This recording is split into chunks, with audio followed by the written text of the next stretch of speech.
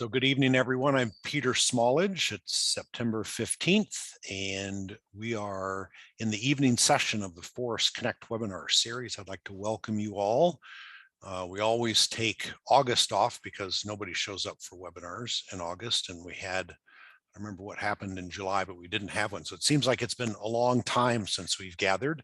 I appreciate you joining us.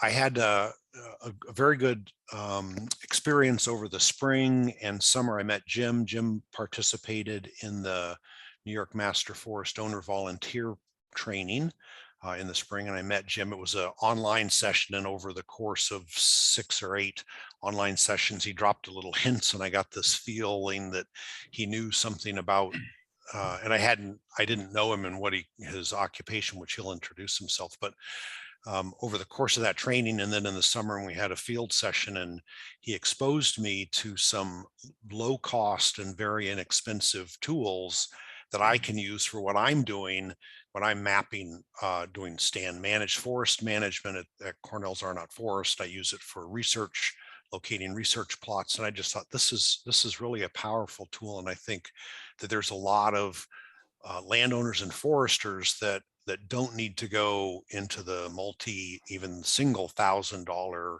entry level for some of this technology, when it can all be obtained. Almost everybody has a cell phone, and with a little bit more you can really come up to speed pretty quickly. And so I talked to Jim, and Jim introduced me to a colleague, and so we have a 2-part series on the use of this geographically based tools and technologies. And so Jim's leading off, and with that little introduction, I'll turn it over to Jim, who can further introduce himself and then jump right into the presentation. So Jim, thanks for coming back this evening. You had a great presentation at noon, and it'll be another great one, I'm sure. So thanks. Thanks, Peter. So just so that everybody shows that I am not a robot, I don't have to use a CAPTCHA. Hi, I'm Jim.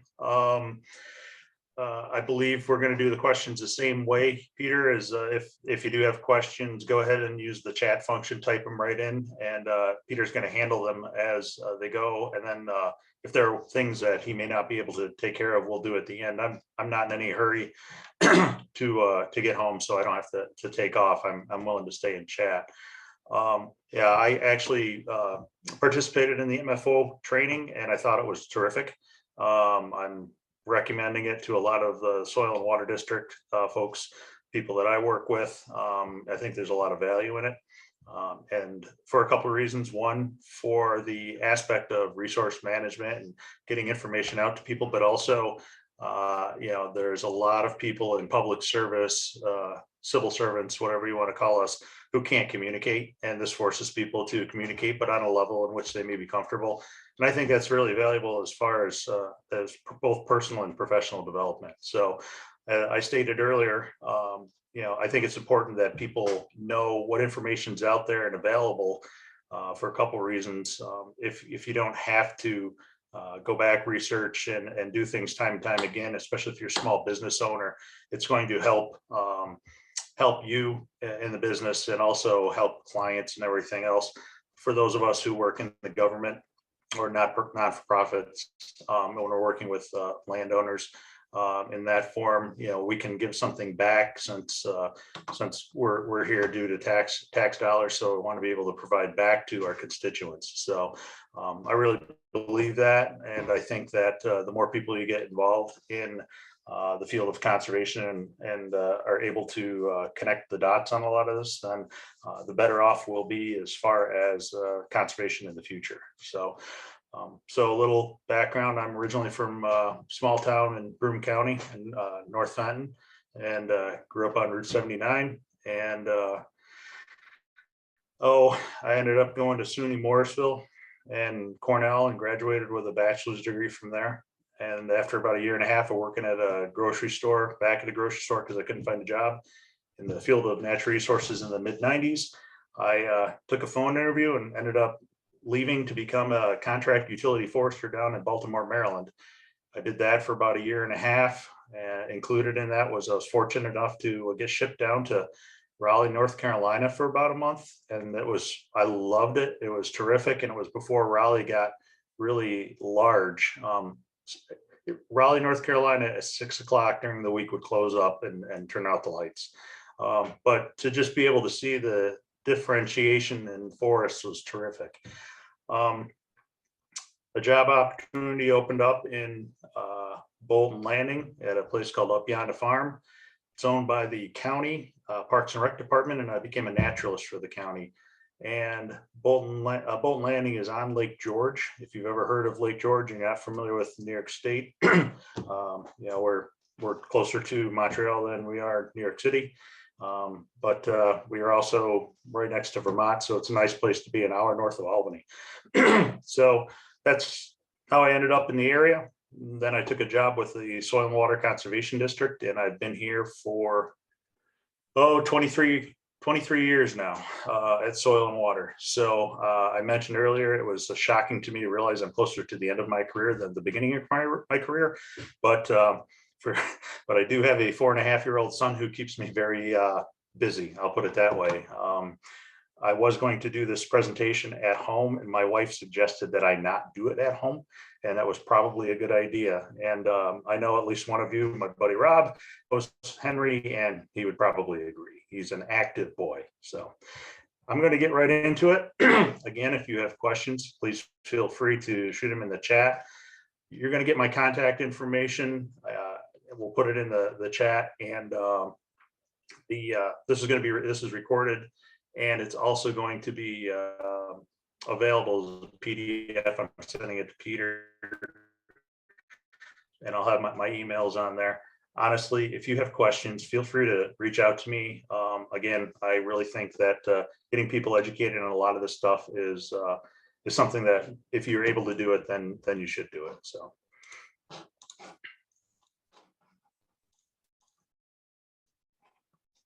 I'm going to shut off my video so you don't need to see me. So Google Earth and GPS for the rest of us, and a little GIS. So geographic information systems, that is the large program which drives a lot of what we do as far as map making, and that is utilized for planning aspects. The November discussion is going to focus on that a lot more, so it's a higher level. This is, how do we utilize what we have on hand to make good functional maps, and maybe even go beyond that. If you've ever looked at Google Earth, if anybody's ever sent you data, you might be able to bring something in like this: property boundary and a couple of squiggly lines. Well, the yellow squiggly line is a track or a path that I created, and then I changed phones, and I went back, and this is my property, and I have an upgraded phone, which is a little bit more enhanced with the GPS, and the yellow line was done during a sunny day. The orange line was done during a cloudy day, and you have some differences. Now, if you are looking at this, if this is down in Schenectady and you're looking at a lot line that is 300 feet long, then that's a problem. But when you're out on a wood lot, that's what the idea behind this presentation is this going to be something that is useful to you at this level? And we're going to get into some of the things you have to consider, but it's not a hard program to learn. There's a lot to Google Earth that people don't realize. And after the presentation earlier today, I even picked up a couple other things, and I hope Peter gets a kick out of one of them. I think it's very useful. So the course goals today is to understand common GPS and GIS technology, so global positioning systems and geographic information system for forest owners and other parties by utilizing Google Earth, something that people can readily download to your Chromebook or your laptop or your tower. Or your phone. Think back in the last 5 to 10 years how technology has changed and advanced. It's amazing what we can have at the tip of our finger now. I remember I was excited in 1988 when my parents got cable television. That was huge. So it's maybe that's a sad statement on my life, but that's what I remember. Section 2, we're going to understand the importance of historic information and georeferencing of raster files. So I'll get into that at the end of the Google Earth, and then we'll have a little bit of discussion on georeferencing. It's not going to be very heavy because we're not talking about using GIS. So of course I have to have a bad joke because I'm a dad. My GPS just told me to turn around. Now I can't see where I'm driving. So I do have days like that. So have you thought about, now if you're using any type of GPS, global positioning system, or looking to utilize GPS, not all groups, individual partners, companies, or local communities have high-end or any GPS capabilities.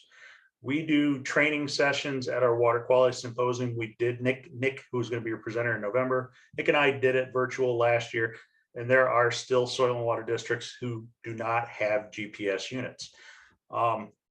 That's not necessarily bad, but I think they're missing out on providing some services or enhancing some of the programs that they have through that type of service. And the other thing that you see is they may have it, and a lot of time it's someone who doesn't have the technical background, doesn't have the time to learn the technology, and they're thrust into utilizing it. So they use one aspect of it. That's a waste of time and waste of money and a waste of good technology. So, recognize what level of availability there is as far as learning it and understanding it and what you're going to apply it to. And don't get caught into the mindset of the most accuracy. What do you as the end user need it for? If you are going out and trying to find where your corners are on your property, and there are no stakes, there are no corners set, you're going to be hiring a surveyor more than likely. You need to have that accuracy. If I sent Peter what we're going to talk about, a KML file, which is the map file. If I send him a file of that yellow trail that I had made and said it's going to be close, he's going to park basically where it starts and locate it within a few feet. That's what we're talking about here. The GPS is a tool and can provide good or bad data, and there we'll get into reasons why. But understand or maybe it's more recognize of what you're using the data for and how accurate do you need to be. If you are out, if you're walking, hiking, maybe hunting, and you want to mark some locations, if you mark where that spring hole is, are you going to be within 10, 15 feet? To me, that's more than sufficient. If it says 50 feet, well, maybe in winter you'd be able to see it, maybe late fall you'd be able to see it, but it's getting a little bit more challenging. But at the same time, you probably don't need to have centimeter grade equipment to locate that spring hole. So just you have to do some thought, go through a thought process to figure out what you need. And this is part of the reason why I just threw on 2 phones here from Samsung. I had the S8 up until about 3 weeks ago when it freaked out on me. I do not have the S21 5G. I have an S10 E now, which is a lot better than the S8. But same user reviews, 9,000. Kind of odd that they're both 9,000. They're both 5.5 or 4.5 stars, but the price, we have basically 1/4 of the price. Now the battery life is a little less. Actually, it's quite a bit less. The standby time is third, quarter, somewhere in between there. And the RAM is 1/2 of what the more expensive phone is. If you're going to be out in the back 40 and going days and days and days, maybe you're better off having a phone such as this for $750, and you get all this battery life, maybe a little bit more accurate. Maybe that's what you need. However, if you have an S8 and it's $210, and we're going to get into some of the other costs, your battery life is a couple days. You might think, but I can't do anything with it.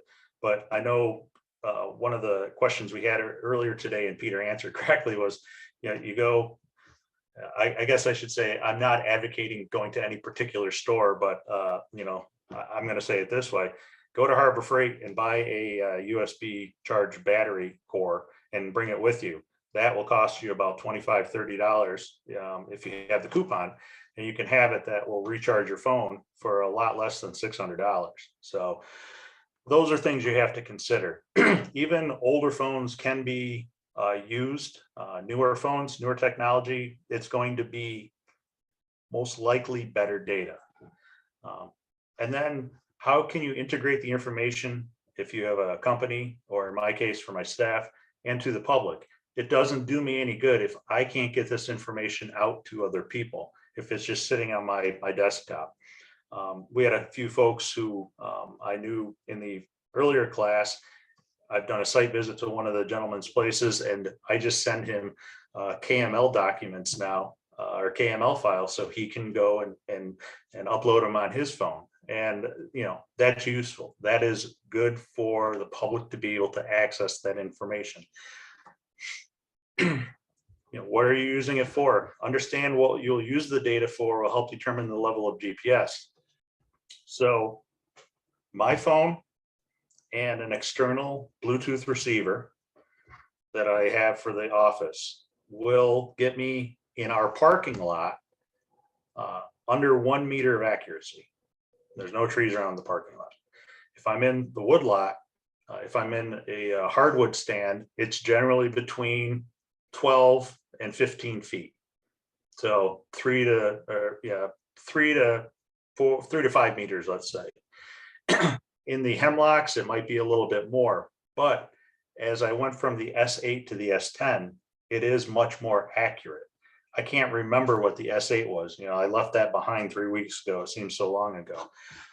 But if you are working for a town or a county and you're assisting the water department, as one of my friends is, that town has a $10,000 GPS unit with an external receiver and the software package to be sub-centimeter accuracy for location of the shutoffs. And so they can have very highly accurate maps. Again, do you need that in the woods? Do you need that in the woodlot? I would say no, probably for almost everybody who's on the call today. The only people who might not are those that need to have lot lines laid out, lines blazed, things of that nature. It all depends on where you are and what state you're in, what locale you're in, but that's what I look at as far as how close is close, and to me this is close. Do you need to be a PE or a PLS for the data collection and use? So our county a number of years ago was sued by a land surveyor for data collection, surveying without a license, essentially. And what came out of that was maps that are created with the GPS data have a disclaimer basically saying that this is not survey level data. It's to be used as general reference only. And it's much like a navigation map. Well, I should say a map that you have for the lake, and it says not for navigation, for general reference only. So just be careful that, especially if you're a small business owner or you are working for a municipality, that you don't get into that of hey, I have the most accurate stuff. I can do exactly what Susie's doing, and she's a PLS. Well, guess what? That might come back to bite you at some point in time. So as an example, this is my friend's property down in Otsego County, and it's about 94 acres. And, what are these points? Well, they're not plots.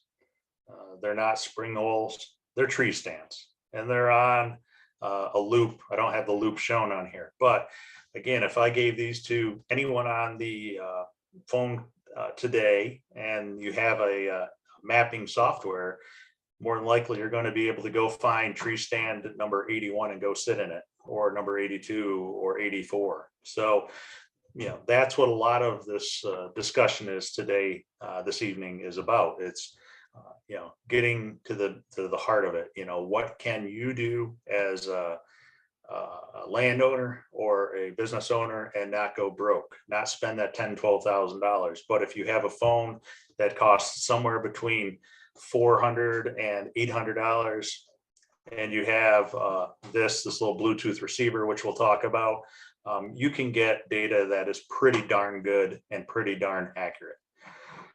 So starting in about 2002, we got our first GPS unit. I remember waltzing into Walmart down on Route 9, and holy cow, I felt pretty important, you know, spending, I think it was $450 at the time on that unit.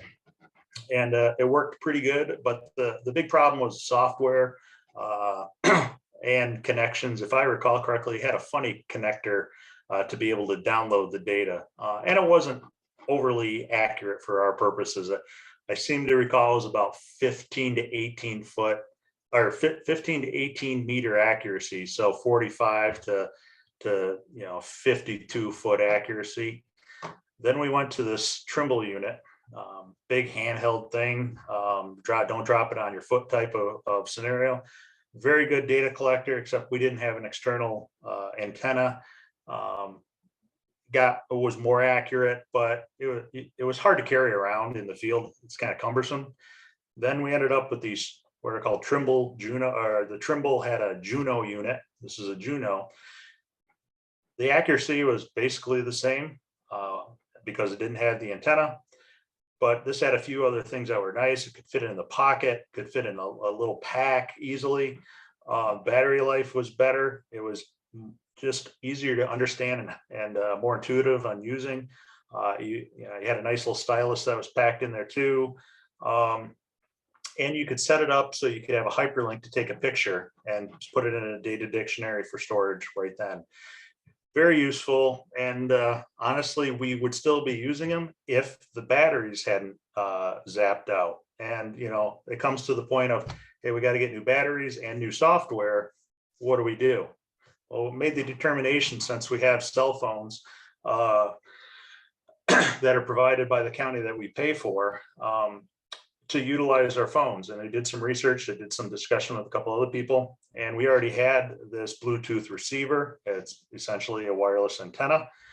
And between the two, again, we paid for the phone, and we had purchased this Bluetooth receiver, which was about $100. You can get it at a few places. You can get it on eBay. You can get it in some stores still. This is a Garmin Glow 2. You'll see it mentioned again, but the accuracy of this exceeds that, and isn't that how technology usually works? So that I'm on like I said, I'm on an S10 now. This is an S8, and I do notice a big difference with the speed and connectivity of it.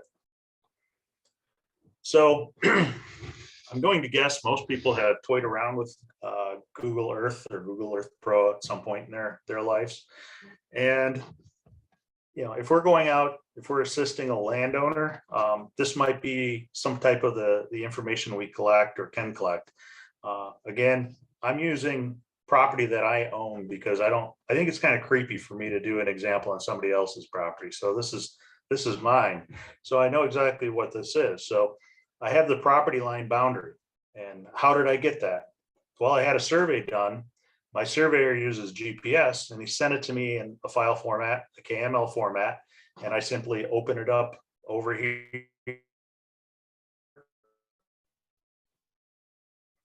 I mapped potentially future trails. I did the topographic lines actually on my GIS system and imported them or exported them and converted them to that KML format and brought them in. There's the CI of 20. And this green line, I don't think many people would recognize what that is, being a straight line.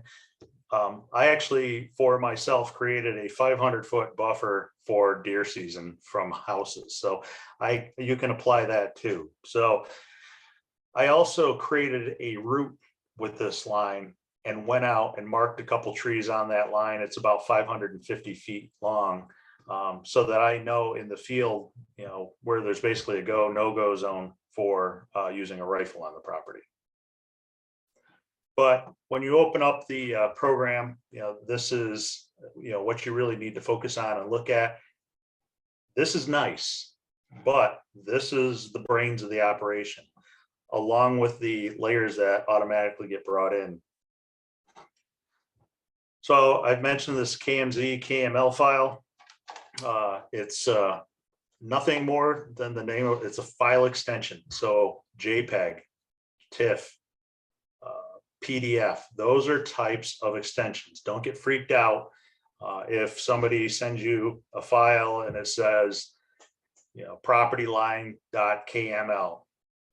It's not, if you trust the source that it's coming from, it's all it is a GIS application into Google Earth, and here you go. And that's what you can open it up with.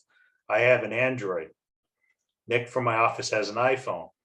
The nice thing is, if you need, and not all phones, I added that from our early discussion because of improvements in technology, but my S8, I had to download a Bluetooth GPS app to enhance my data collection capability and accuracy.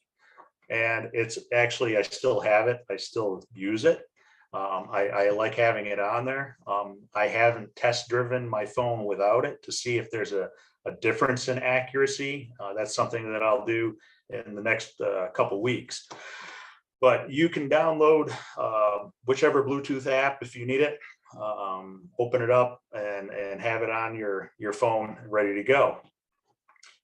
There's a Bluetooth receiver, as I mentioned, the Garmin Glow. It's still about $100. I just looked at it last week. It's just acts as a receiver for your items, whether it's a Surface tablet or whether it's an iPhone or something else. It's well worth the money if you need it for increased accuracy. The GPS application itself. So you have, this is the mapping application. This is the GPS application. The mapping application is down here. I started off trying what was called USTopo Maps free. And it allows you to collect 3 different points or lines before they want you to go to Pro. And I had it for about a year, tried it off and on. You can delete them points and add another one in. Finally, when we decided to do this, as far as we're not getting any more GPS, we're just going to stick with our phones. I ended up upgrading to this for $12 and that, or $13. That was the one-time price. The program is available for iPhones. And Peter, we had that earlier. I think it's the same thing. Topo USA Maps Pro, I think is what it is on that one. It's not the exact same name, but they changed a little bit for you iPhone users. And if you get interested in it, and as I said, Nick's going to talk about it, there's more advanced options, actually, the GIS information and platforms such as Esri or QGIS, which is a free software, which I'll be honest with you, if somebody started QGIS 20 years ago, we might not have much of Esri anymore. It's that powerful and intuitive to use. So at this point in my career, I'm not going to learn yet another mapping software. I'm sticking with Esri and what I can do here on Google Earth. So the selected app, again, I have no stick in the game as far as what app you get. I just like this USTopo Map Pro. I think the data that you have available, I think is terrific as far as the layers, the base maps, the ease of its use. I know Peter is using this at the Arnott, and he can talk about that later if he'd like, but I think it's just a good, solid, simple program for $13. But even a good, solid, simple program for $13 is no good if you don't know how to use it. You have to understand what your tools are. You have to understand how to access the tools, how to share information, what can you do with it. It doesn't matter if it's $13 or $15,000. If it's an anchor if you don't know how to use it. So spend some time when you get this and whatever program you get, and familiarize yourself with it, and get frustrated with yourself and understand that you're going to make mistakes and you're going to shut things off when you shouldn't. And you're going to save things oddly and in weird places, and you're going to, it might not work that day, but get familiar with it. That's my strongly advise that. So I mentioned, what tools does your app have? I'm going to open up the app on my phone here in a minute so you can see what it's there. What are the layers? Are they good layers? Is your phone's GPS accurate enough? I've already referred to that. Does it need another app? That's the Bluetooth app functionality. What can you do with the data? And what help is available? I am not, okay, so I'm not pulling over if I'm lost to ask for directions. However, the directions are provided in here under the help line item, and they are some of the best directions, help assistance I've ever seen for any type of computer program. They are as simple as can be. I think I described them earlier as they are informative but concise, and that's what I like. I like nuts and bolts. You know, I don't need to know the code. I need to know, how do I get from A to B, and that's what it is. So as you're considering things, again, I keep going back to, you know, things such as accuracy. We want to be accurate. If you can be accurate and precise, that's terrific. This is accuracy. This is precision. Accuracy is how close a measured value is to the true value. So there's the true value. It's accurate. You're within a level of accuracy. Precision is how close measured values are to each other. And that's how often you can repeat the end of the values, you know, repeatability. As stated by Harry Callahan, Clint Eastwood, and Magnum Force, a man's got to know his limitations. And that applies to everyone in this discussion tonight. Again, it goes back to, how much do you need to bring to the game? You know, if you are accurate and precise with your phone, great. If you are accurate with your phone, great. If you're precise, you probably want to be accurate rather than precise if you're doing this.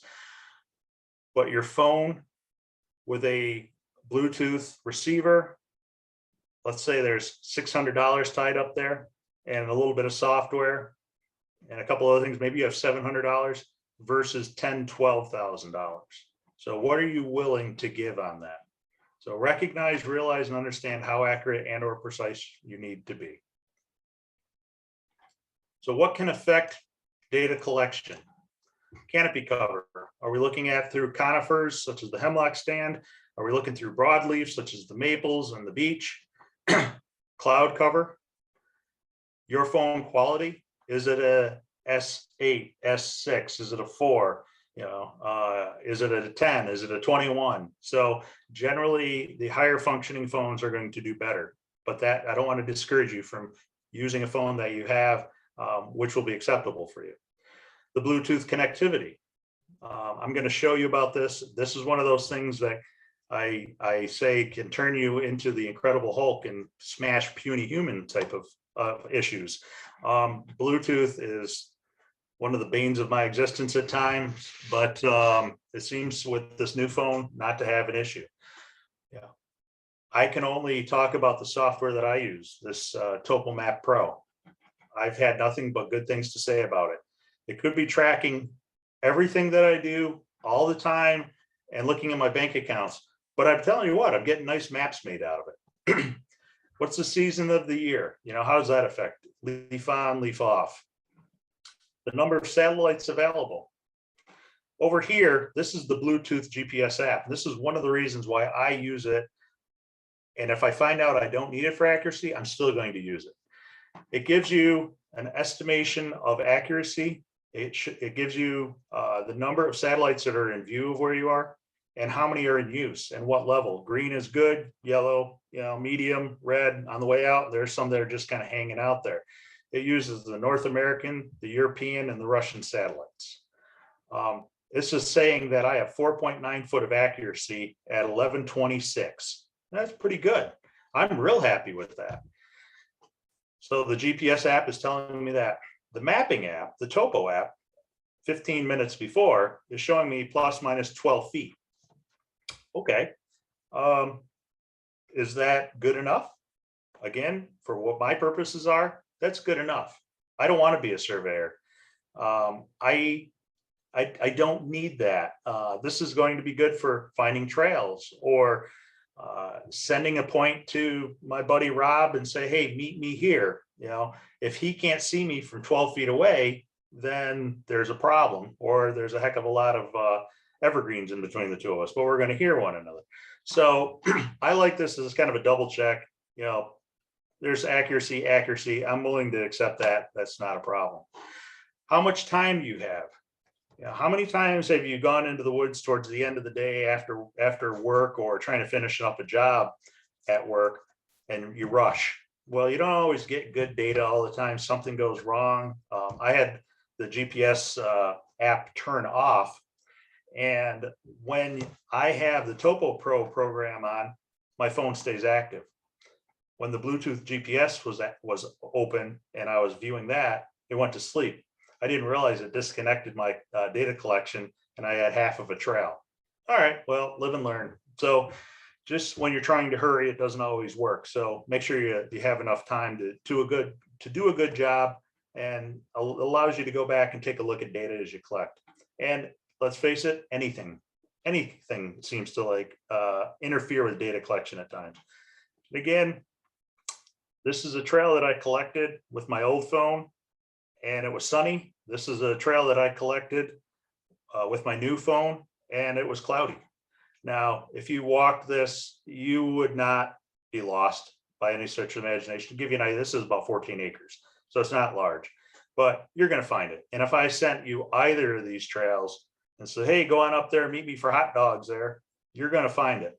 So what I'm going to do is I'm going to stop the sharing of this and activate my phone.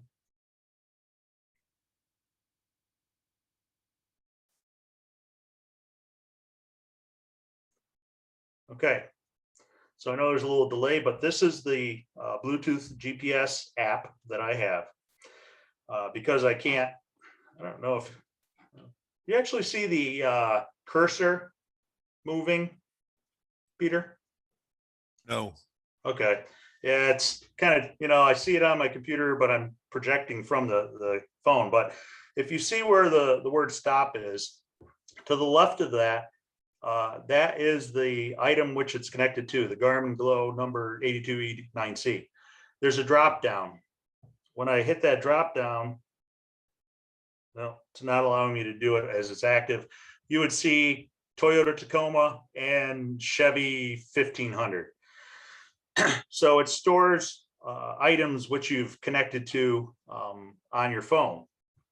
And one of the problems I had with my S8 was it would not allow me to connect with the Garmin Glow. It always wanted me to connect with the Toyota Tacoma if I was in my truck.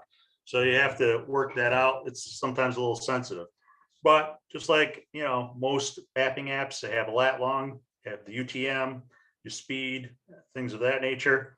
And when I flick over, so right now, I'm sitting in my office. There's 14 maps in view, or 14 satellites, now 15 in view, 11 in use, and it's suggesting a 6.6 foot accuracy, now under 6 foot. You know, I think that's pretty good for being in a building using a phone and a $100 receiver. Now, the mapping app itself, this is USTopo Pro. That's the south end of Lake George. The tools are at the top. The one that looks kind of like a crosshair with a dot center, that is your location. When I click on that, there's where I'm located. And I can zoom in. Okay, well, you can see there's a great building. But the nice thing about this software is if I go to that, there's a whole bunch of different base maps that you can apply. You have tiled overlays, which are kind of like base maps as well. I don't use the tiled overlays too much, but there is precipitation, surface wind gusts, things of that nature. One of the hurricanes was coming up. I got a cloud cover from it to overlay on the map.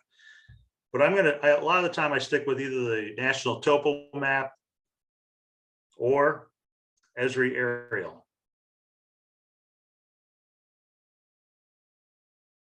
I mean, just looking at the quality of aerial that you can have available, if it is such at your location, is incredible. So that's our office. If you dropped a hammer down through that dormer, you'd hit the guy who's doing the November presentation, and you would miss me. But right now it's saying 33 foot plus or minus accuracy. I'm about 12 feet away from that, just to the south. So the quality of data is pretty good as far as that goes. There's also, turn that off. You have the ability to start making a track. So if you make a track, you can get your speed, your distance, your max speed. You can pause it, you can stop it. I did not show this in the other the afternoon session, but I will real quick here. You get in, let me show that again here.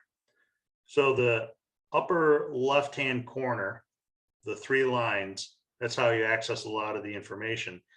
You can add waypoints, you can create waypoints, tracks and routes. I'm going to select tracks. And this was a test that I did last week. So I'm selecting that. That's the drive that I took from my property, starting with the green S. I went past the red E. I'm on the road. You can see it lines up really well.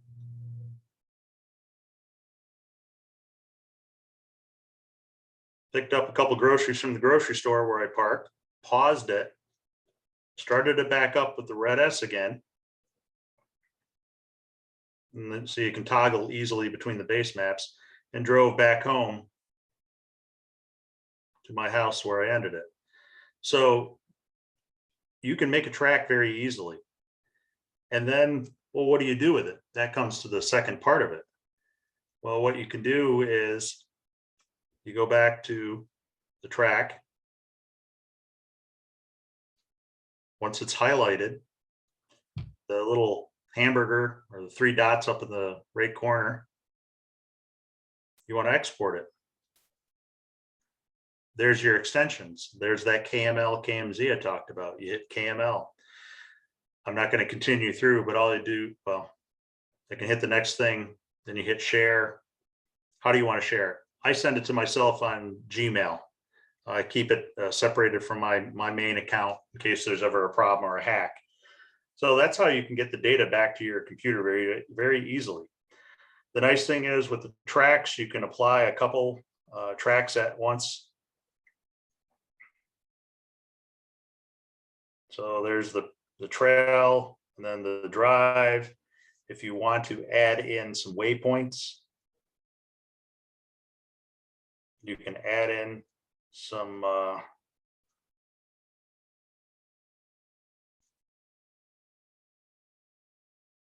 waypoints. You can, all right, there's where the corduroy is. You can actually, you can get directions on it. You can edit it if you want. There's where the game camera is. So a lot of versatility in a very simple app. And again, this thing, I keep harking back to it. It was $13 for the app. The help and the tutorial, I'd recommend running through the tutorial, but the help is fantastic. And that's why I keep saying, and they update it. Everything is laid out just as you see it on the software. It is terrific. I wish that I was this computer savvy and was able to do it to create things like this. I can't, but trust me, anybody who's able to operate a cell phone can follow these instructions in the help menu and get data that you will be satisfied with. You can also create routes ahead of time, either in GIS or in Google Earth. You can create points in Google Earth or GIS and send them to your phone. So you can export data from an external source, import them to your phone. And if you want to go find where some, go sit at the rock until I meet you. Well, if you're in the Adirondacks, which rock are you speaking of? If I put a point on there, and you have a start, an area, a parking lot or something like that, you hit the go to function, you give it a track, or a route, you're going to go there and find there, and then your buddy is going to come along and pick you up.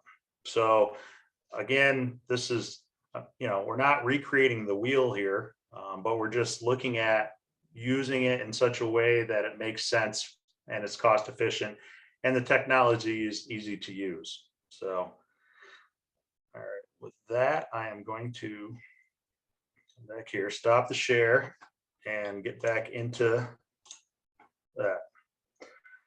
So Google Earth, something that most people would recognize right away. Hey, I've got roads on there. There's some houses. There's the Hudson River down here. Here's the points that are there. Okay, great. I can zoom in, zoom out. But ask yourself, what level Google Earth user are you?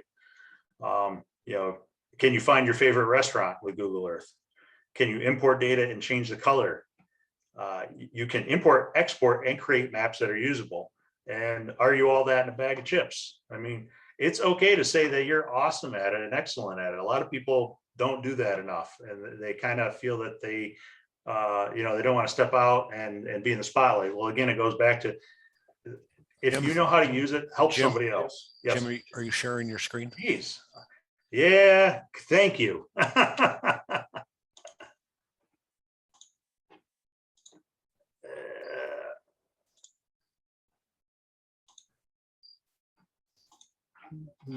Got wrong it. share. Yep, Wrong got screen. It. Got it. Yeah, that was the wrong screen though. So well, we'll get here. There we go.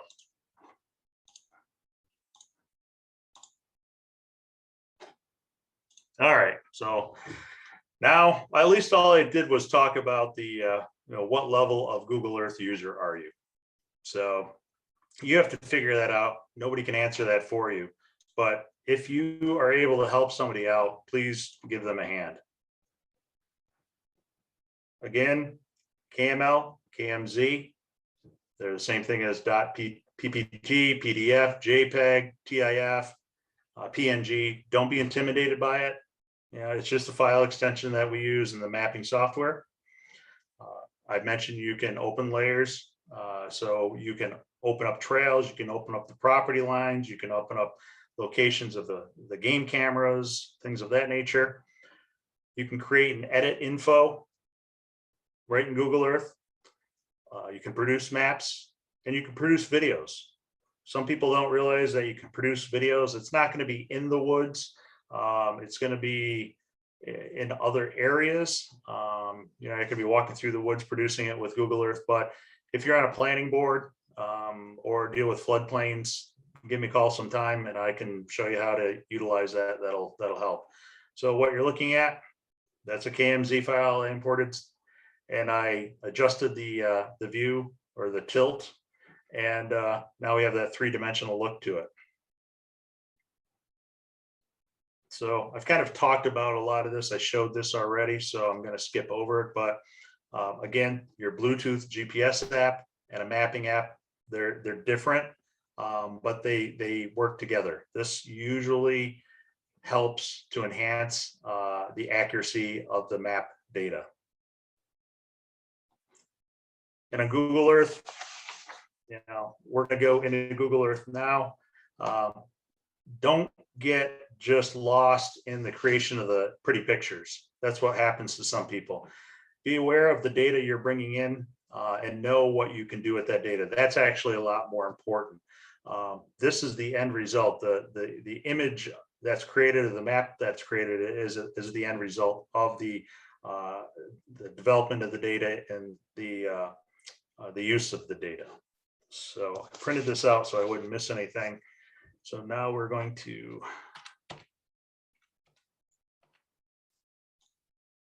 there. So here we are. I'm going to throw that property line back on. So there's the property. If you look over here and you import, I actually imported all of these layers at one time. And you can do that if you have somebody who can use GIS. It's called a map file. Export to KML as a map. but I just did that for the ease of it. You can import all these separately, but whenever you have an arrow showing that it's pointing towards the layer name, it's a drop down, so you can open it up. I can drop down this. I can drop down this one. So the existing trail. There we go. We have new trails. The 500-foot boundary. Well, maybe we don't like that 500-foot boundary color for some reason. I don't know why, but you know, if you want to modify that, you can. You can bring everything in, like opening it up. So, okay, well, I'm gonna bring this in.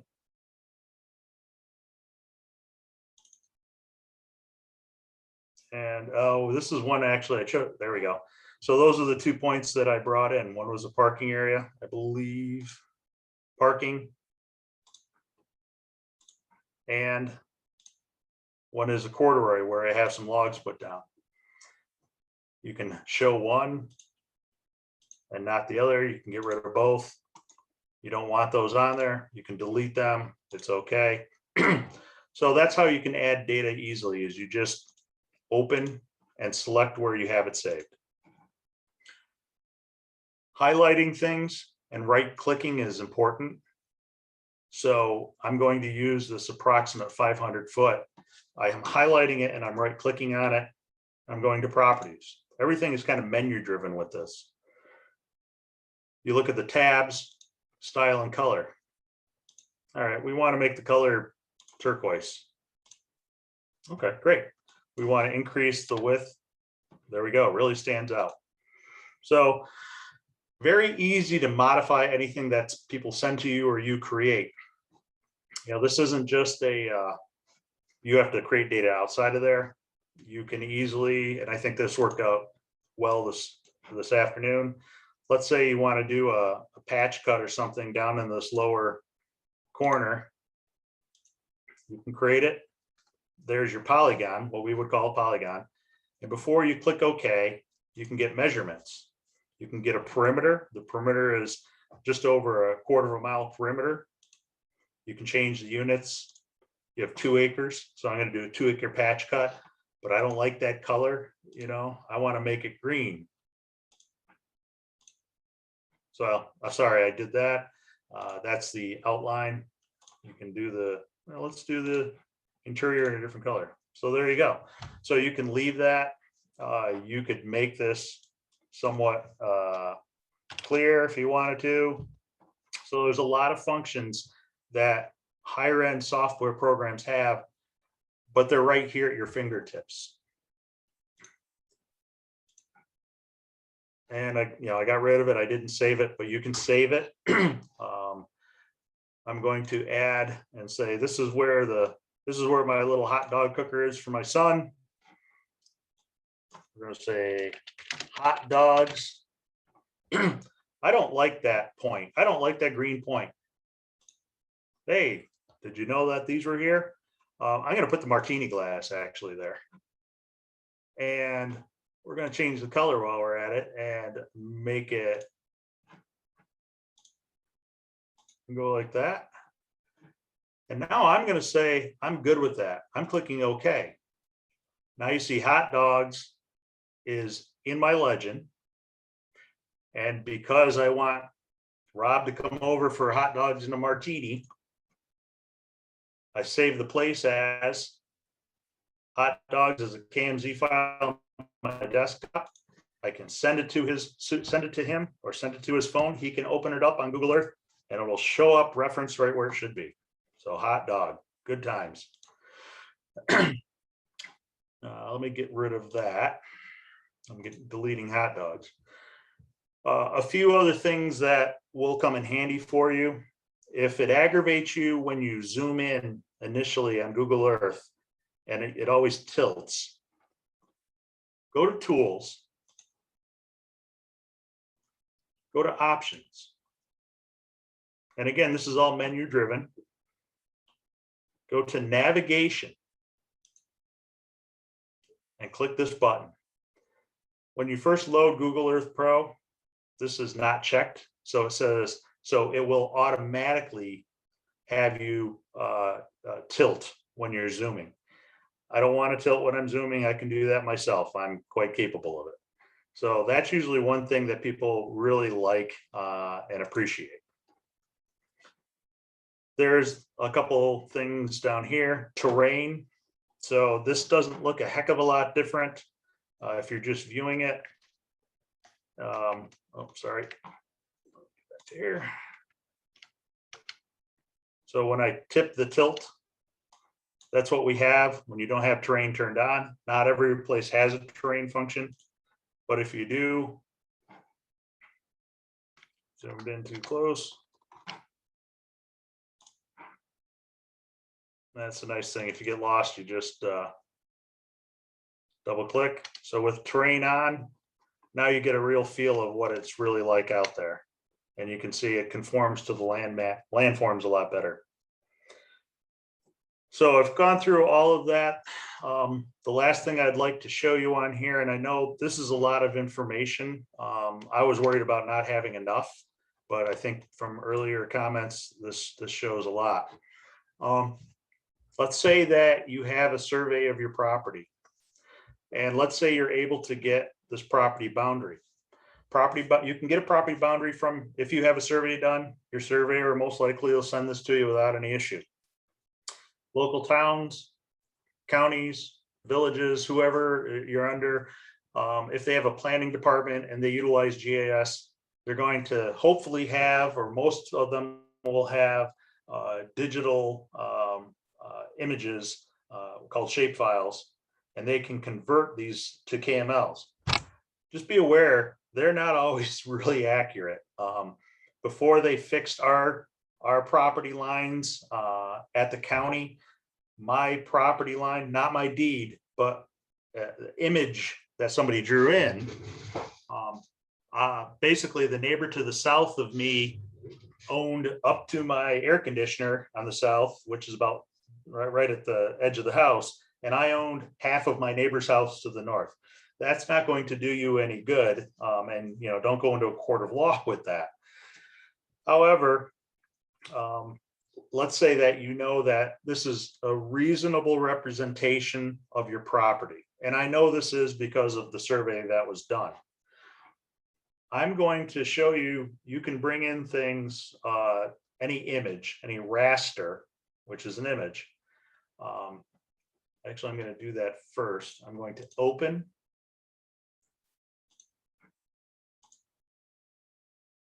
That's my survey, or that's the property survey from 1986. You have the availability in Google Earth to do kind of a heads up georeferencing. Georeferencing, when you're talking about it like real georeferencing in a GIS software, you're kind of using known anchor points, and Glen Athol Road meeting Mountain Road, and Bear Pond Road meeting another road, Lamb Road, and things like that.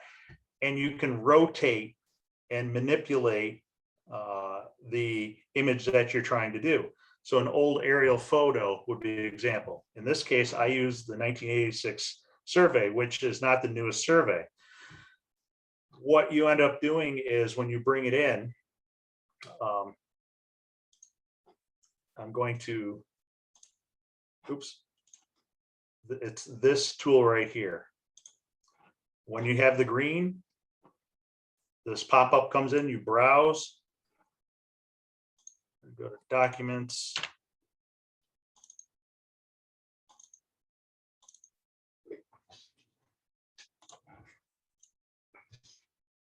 I did the same thing this morning.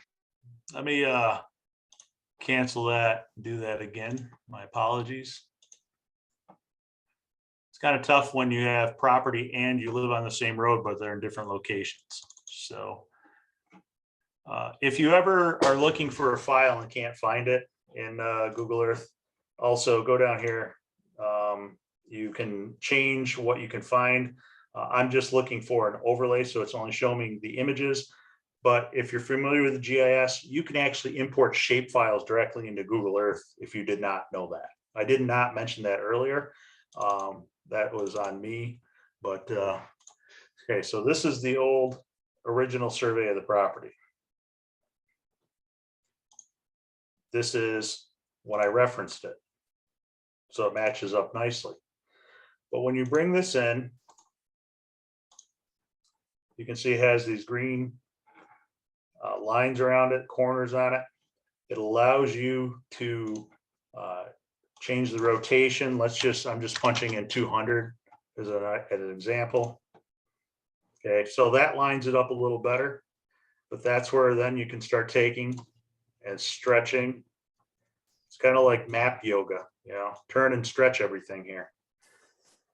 And eventually, I'm not going to save this, but eventually you can get fairly close like that.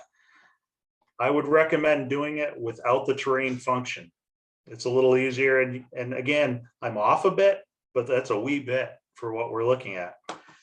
Maybe you want to look and see the information underneath there. And it's one of those where, you know, you turn it off and you put your finger at an intersection, you bring it back on. Ah, that's where I am. Hey, here, this is the nice thing. You can go into the untitled image overlay. You right click with the mouse, you go to properties. You can make it opaque. Click OK. Now you can zoom in, zoom out. Now here's where you can turn the terrain on, and you can get some really interesting views if you were trying to make maps, especially if you're a forester. You know, you can get some different overlays on there. You get some real world appearances and how things work and how they look. So you can save that out. Just save that as again and save it as 1986 survey. If you don't like that opacity, you just come back and bring it back. One thing that I did add that I'll show that, Peter, this might be helpful for you, especially if you're doing some type of class. We have, let's say I'm going to add the data in here. Let me get rid of that. And let me get rid of that. So I actually put a hiking trail up a spine that I have here. And you can add, you know, you have all of these, I have these data points, and they're all labeled here: truck, game camera, escalator, bear poo, the stairs, the cave. Okay, of course I've got to go with bear poo. So, which is bear poo right there. And guess what? Google Earth allows you to add an image. So you're out there, and I can tell you this, you know, at least 25, 30 years ago when I was at Cornell, I found a persimmon tree growing wild over by the bike path at the old fish hatchery. I wish I had this technology then. That would be pretty cool. But there's all your information. There's your name. You can add all sorts of stuff. You can change it up, but there's some good reference ability for free software with relatively low cost on how to get the information there. So, all right. So I spent quite a bit of time on that, but let's kind of get back into it and finish up this next section, which is pretty short. Skip that. So utilizing historic information, it's you know, the more I do of this type of stuff, the more important I feel that it is. We have a tendency to ignore historic documentation, especially when it's just in paper form. But this is what I was referring to as georeferencing. We're taking this old aerial image, let's just use that example, and we're locking it in with 3 different points. So we're rotating it to fit our GIS data, our Google Earth data, as it were. If you have 3, 4, 5 points, it's a fine or a fiend. If you have more than that, you can start creating a warp. And then if you have, I think, 9 or more points that you can have that you're confident with, you can end up with this third order polynomial, which is really accurate. But if you make a mistake, a lot of times I've had to redo it. So you'll see why it's important here. This is English Brook in Lake George, and Lake George has been around for 10,000 years. And in a 70-year time period, we've gone through the creation of a pretty significant delta in the lake. That's 60,000 cubic yards of material. So upland impacts are directly impacting the lake and water quality in the lake. So we have a series of aerial images, 48, 66s, 82s, and 90s. We scanned those all in and made them TIFFs. They're available at our website just as is. All you can do is zoom in one level and zoom out, but they're available. We're slowly georeferencing as we can, but it's important to know what you have in your county or your state and what are available. You would think that there would be more data sources. If you go on Google Earth, you know, sometimes you get back to 86. The ones in our county, I think you can get back to 94. But someplace in the county, they are squirreled away, and you can find these old aerial images, and they may help you out on a project. This I mentioned to someone earlier, and the people who were on this earlier can confirm this. If you don't want to know how to take any data and don't care about anything I've said for the last hour, please use this website. This is the US topographic quadrangles, the national map. And here's what you can get from there. You can zoom in, and we're going to do that. We're going to have it. I'm going to just go in there and do it for you. But you can zoom in an area of interest, and it will automatically bring up what US topo maps are available by the years and by the editions that are there. And what you'll see is you're going to have various years, 1903, maybe 1918, then the 30s, 50s, maybe 70s, 90s, and today. So that'll identify the year. Those are the file formats that we're using for visual and digital. These are the tools that you can use right then. Clicking show just brings it up on your screen automatically. It allows you to look and say, yes, this is what I want. No, I don't want it. So you don't have to download everything. If you do use GIS, these are already referenced. You don't have to spend time referencing them. You know when I learned that? After I did about 18 topo maps for our county. You live and learn. So this is the website. We're going to go right to it.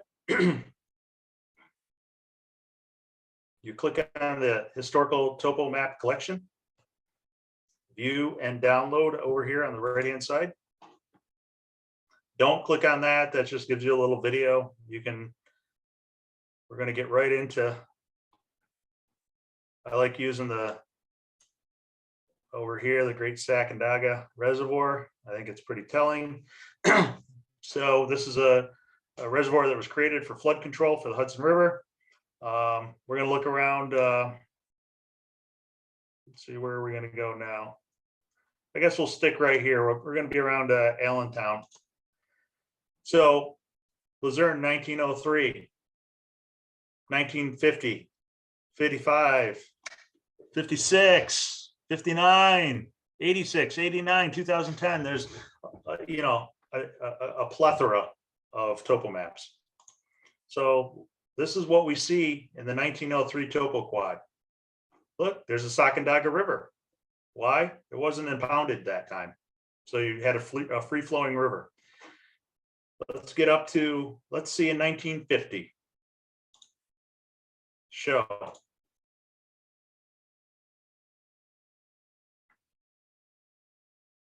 There's the res. Now, if you're interested in archaeology or interested in access or interested in any historic information, this is the type of stuff where you can go find, take a look, and you know how many villages are gone. What if you dive, you know, if you have the ability to get in here and dive and look for stuff, it's going to be very telling and help you locate that stuff. But as far as history, it's very important. Now, let's go back to the 1903. You know, if you don't use GIS, but you're comfortable enough to open up Google Earth, you go to that file called KMZ, open, double click,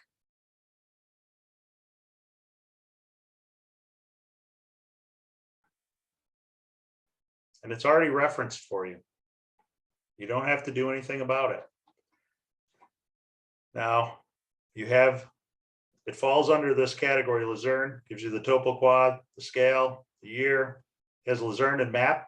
You go to the map, you right click, go to properties. There's where you can create transparency.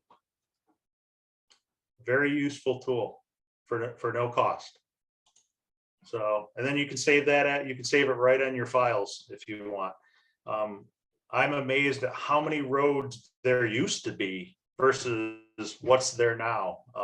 I found a lot of roads, just interesting little roads from a historical perspective. You know, I mean, here's the old North Shore Drive, and here's where it is now. So you can see there's a lot of change.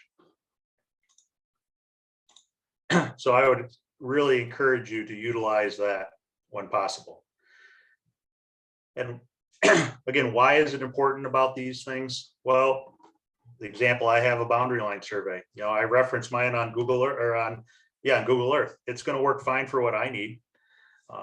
Does your town, are you on a rural cemetery association or commission? Do you have old cemetery maps? Do you have plots that you can input the information into? Old water sources, old water supply reservoirs that used to be communal. You have maps of hand-drawn trails. A lot of the stuff is getting thrown away. Why? People are retiring. New people come in, they want to clear out things. They don't recognize the value in it. Military roads, snowmobile trails, old maps, old soil survey maps.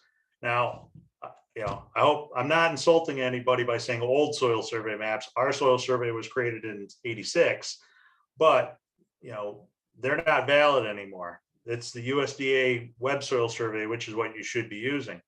But on a lot of these printed soil survey maps, there are intermittent streams that you cannot find located on any topographic map. That's helped us out arguing with the DOT on a couple things. Farm sketches, you know, this is where I live actually, but this used to be the stone farm. So you can see the rock walls that are there, the potato fields that were there. So just looking at it from an individual landowner perspective can be pretty important and might be worth it, especially if it's a property that's been in their family. Historic highway maps. So again, I actually looked this up for a couple of reasons, but this yellow or cream color line is actually the center line of Bowen Hill Road where I live. That's my property. And I saw this road here. Well, obviously Bowen Hill Road through the area where I live moved. They realigned it, and they realigned it somewhere between 1948 and 1966. There's no mention of it anywhere in any historic archives. I'm guessing because the Stone family owned this whole property and they didn't really care if the road moved. But I asked someone whose family lived there for a while. I said, oh yeah, when did the road move? Road never moved. They looked at me like I was an idiot. Well, guess what? The road did move, but it's not worth arguing about. But it's, you know, this might be important. And if I wanted to follow up on this, I actually am supposed to have water rights to a spring over here. I'm not worried about it. But you know, if that's something that you're interested in, there's some of the value of these rasters or images and what you can do and how you can get them into Google Earth. A simple scan of this information on a copier as a digital reference, you're off and running. Soon we're going to be doing that with drone images, you know, the imagery that are taken. We're going to be able to reference all this already anyway. And next month, in November, Nick is going to blow this away with the technology as far as using GIS from Esri online and QGIS, which is a free platform. It's going to be amazing stuff. It's going to show you how to do a lot of the adding tools, how to do field data collection with all this stuff. Basically just trying to trim down the top amount of time that you have to spend to come up with the product that you want and you need. So Peter, did I miss, and I added my dog because I haven't had a picture of my dog in a presentation in a while, but here's my contact info. There's our phone number. There's our website. This is Nick. He'll be there in November. If you have any questions, I think now's the time to do it. And Peter, did I skip over anything or miss anything? Great job, Jim. So there's been lots of lots of chatter in the chat box, which is awesome.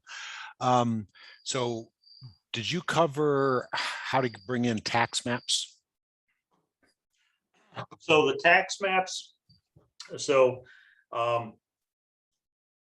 if you were in Warren County and said, hey, Jim, I'm interested in my tax parcel, I would just create the tax parcel as a KMZ and export it and send it to you via email. I would talk to your county, your town, or whatever jurisdiction you live in, a village, city, and see if they would do that for you. Just say, you want a KML or a KMZ file of your property boundary, realizing that it's not survey level and it's just a general reference, and it could be off by quite a bit.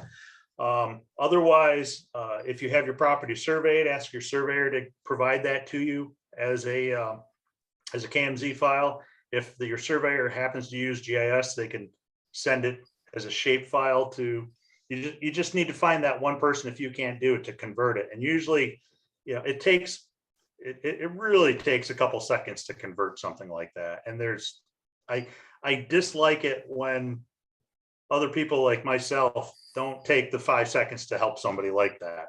Get it out, get the information out. So that's how you could get the information if you don't have it from a survey or anything. So if Freda's got a situation where her surveyor is dead, so that surveyor doesn't have. I'm sorry to hear that.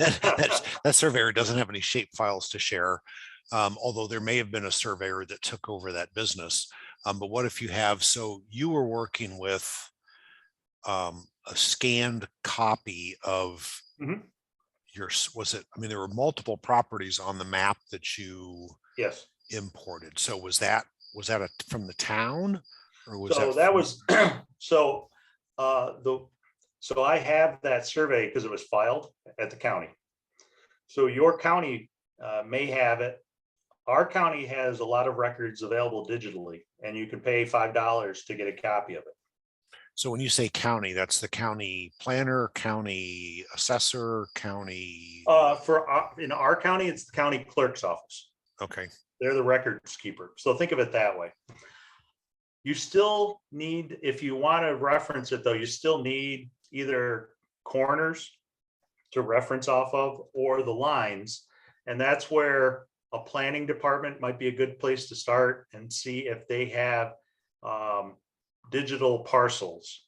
If they have digital parcels, and it might cost you a couple dollars, if they're willing to, the technical term is extract your parcel and convert it and send it to you, that might be the thing to do. Then you can open that up. You can bring it into Google Earth, open it up, and you have the boundary, at least a generalized reference boundary.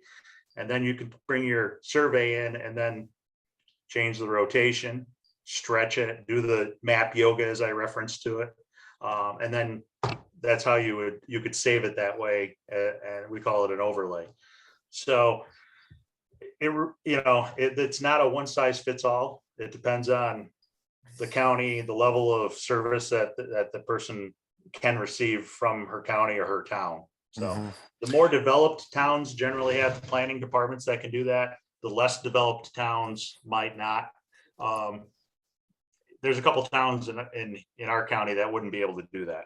So yeah, I guess the other option, if the end goal is to have a digital outline of your property, if the corners are marked and you know where the corners are, yes, you could go out with a GPS unit or with your phone and a Glow 2 or whatever you have, you could just walk to the corner, install a waypoint, and then send those waypoints to Google Earth, and then draw lines between the waypoints that show up on Google Earth and create a polygon on Google Earth. And it may not be perfect, but again, if you're just trying to visualize the location of your property, that's still another option, I think. The other thing too is, if you're bounded by 2 or 3 property owners, see if they've had surveys. Right. Because you're going to have common lines potentially. Right.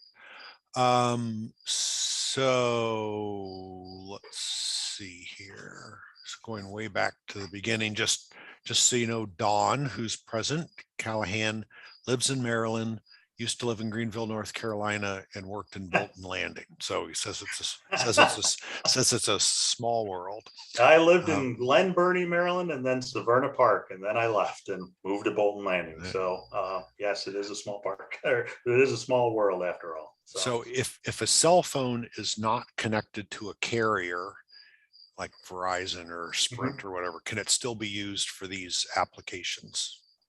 I do not know. I'll be honest with you. Okay. I can look into that and see. I'm trying to think, if they're talking about an alternative carrier or what are we looking at, I guess.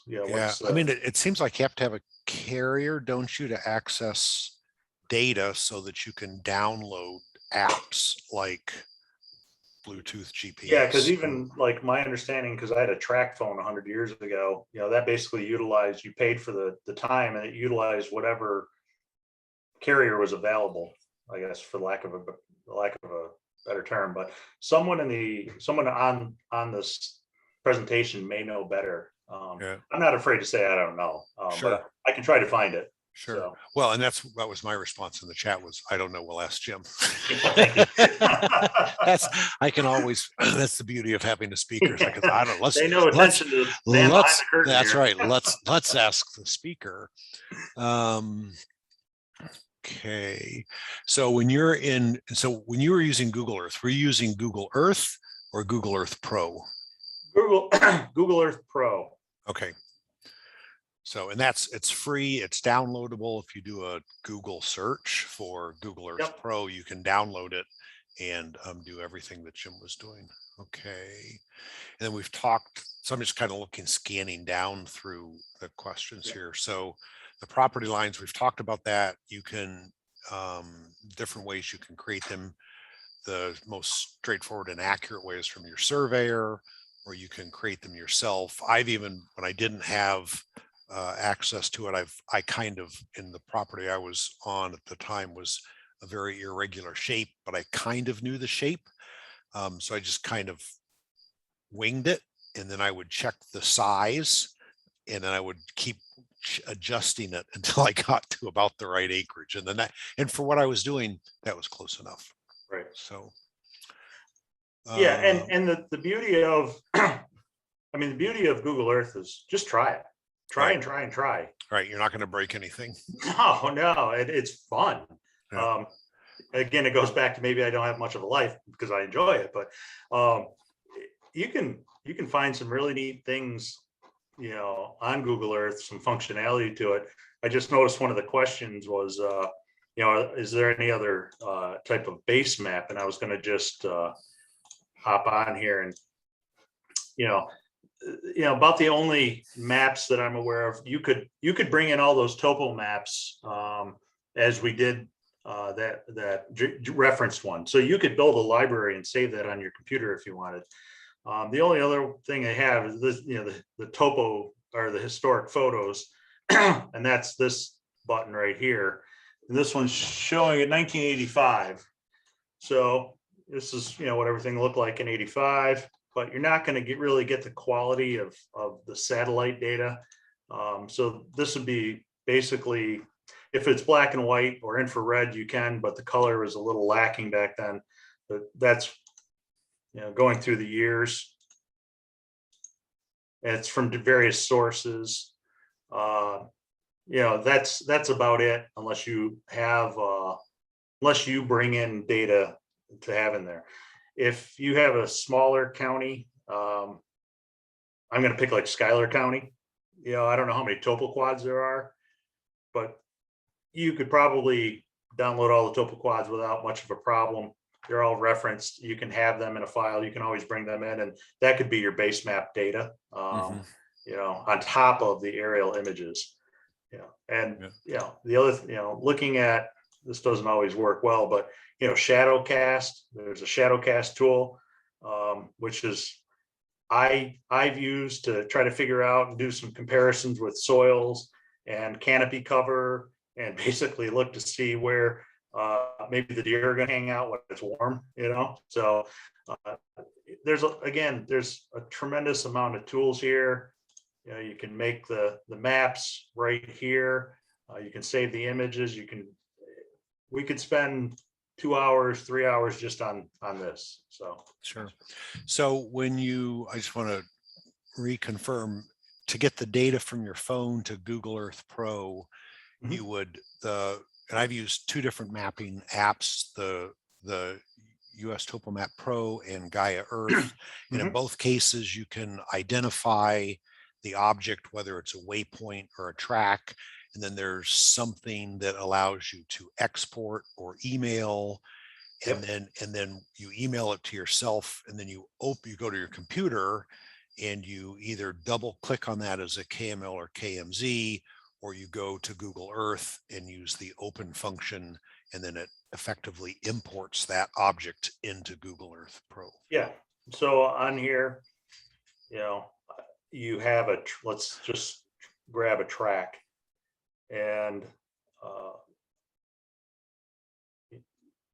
this is the one landowners that I'm working with, Lou. He was on earlier. If I click show on a map, it's just going to show it on my map or on the screen. But if I go up to the upper right and click that hamburger that's there, that they call a hamburger, you export, you choose a KMZ, you export, share. Then I just go to Gmail.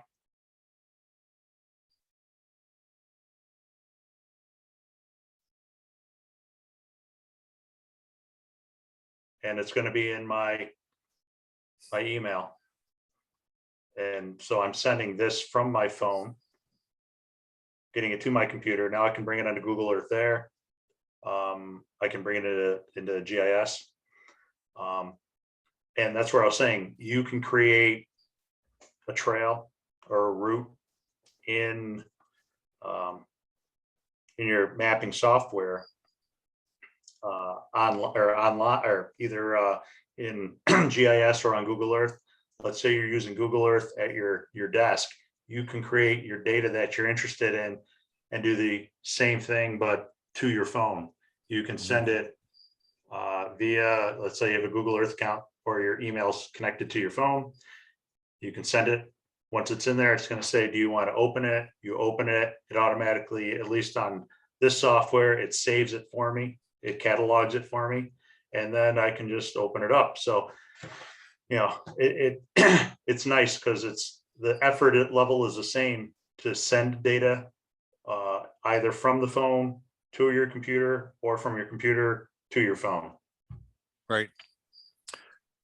When the paper copy of the map, when it's scanned in, what's the file type? Is that a PDF? So you want to bring this into, you got a paper copy, you scan it. Is that a PDF that you can import into Google Earth Pro? I'm trying to remember if PDFs work. I have tendency when I'm doing that to scan them as TIFFs. Okay. But JPEGs have worked as well.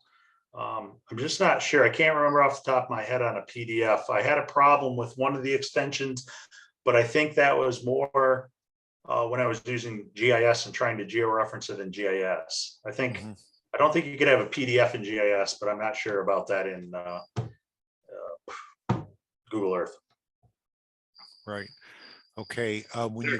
Julia says that she thinks it has to be the file, not a PDF. So I agree with her. So. Okay. When you create objects or maps or whatever in Google Earth Pro, are those in any way public, or do they remain private? No, they're yours. Nobody's viewing it. Let me get back to. So.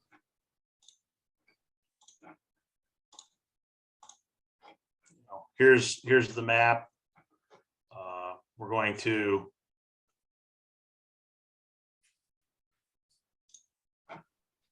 Yeah, this is where you can name it, you know. Jim's land, you know, wherever you want. Your options, you know, all right, I don't want to scale, so I get rid of the scale, I keep everything else. Save image, desktop, test, Save it as a JPEG. Oops, desktop. Save. Well, you get it. You get the idea. This is just on your computer. This isn't open source to anybody else viewing it. That's the easiest way. So you're just creating this for you. Actually, let me save it, and so I can show you. Test. Why it wants me to do that.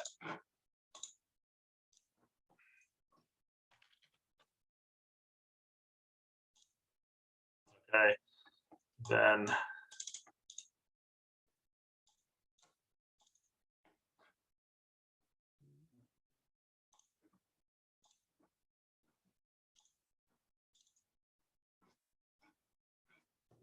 here's what you got. So it's static. It's not going anywhere. So, you know, if we're doing stuff, if you're doing it, if you're doing it for yourself, it's yours.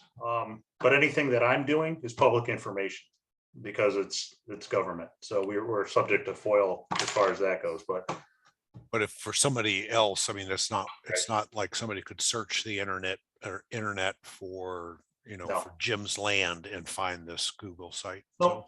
So, all right. So there's Don tried the Apple Store for Topo US Map Pro, and apparently he's detected that it is a non-functional app. So we'll have to, I've got an iPad. I'll try and play around with trying to find that.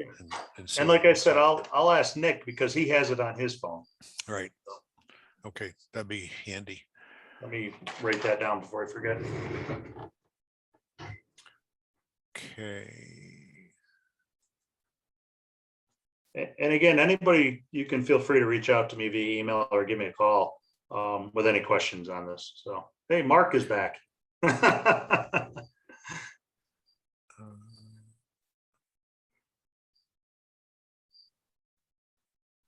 Okay, there's some people that have some experiences with their sharing on different. So I'll save this chat and I'll post the chat into the blog that I created. Okay. There's a cricket in my office that's driving me crazy. We had crickets here in the shop earlier, and I was like, I hope they're going to go to sleep here soon. Yeah. Okay, so Jim, you have done exemplary work again this evening. This was a great conversation. I have to say that usually the evening crowd is, I'll just say, subdued. This evening crowd has been spot on and really had a fun and engaging conversation. So I thank you all who stuck around for an extra 30 minutes, and for Jim for sticking around and for having such a great presentation. So thank you all. And I'm going to call this to a close. And we'll look forward to seeing you at the next webinar. Jim, thanks very much. I'll work with you over the next couple of days on email to get a PDF of your slides that I can post as well. Yeah, no problem. And I think because I went in and signed up for it, even though you sent me the link. So